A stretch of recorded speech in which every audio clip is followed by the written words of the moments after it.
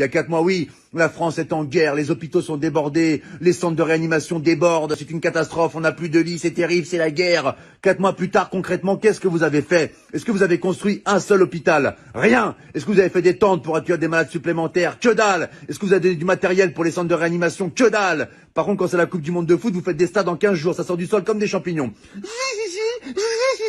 Les stades, ils les font en 3 semaines. En Chine, ils ont fait un hôpital en 10 jours. Nous, ça fait 4 mois, on n'a même pas des couvertures en plus. Un oreiller non plus? Bon, bah écoute, c'est super, hein, vive la France.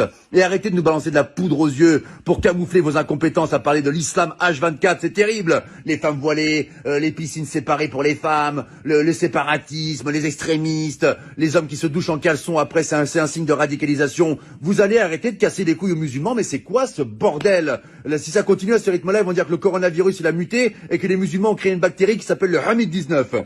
Nous sommes avec Jérémy qui a été infecté par le Hamid-19. Pouvez-vous nous raconter votre calvaire, Jérémy? Bah, ça a commencé par la barbe qui pousse toute seule, alors que je suis un berbe à la base, donc c'est un peu incohérent, vraiment. Et après, les premiers symptômes, j'ai dit des mots d'arabe en pleine nuit. Je me réveillais, Allahu Akbar!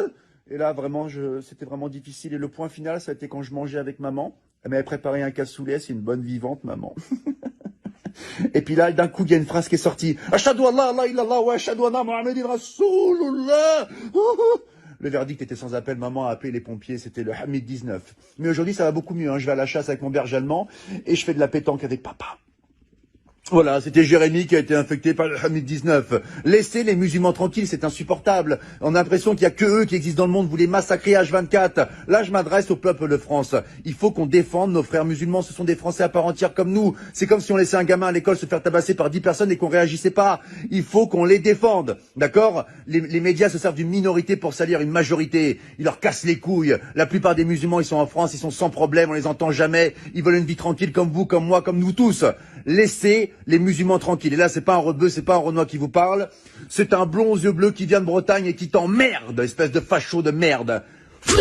Ah oui, attention, j'ai fait du Krav Maga, moi je te nique ta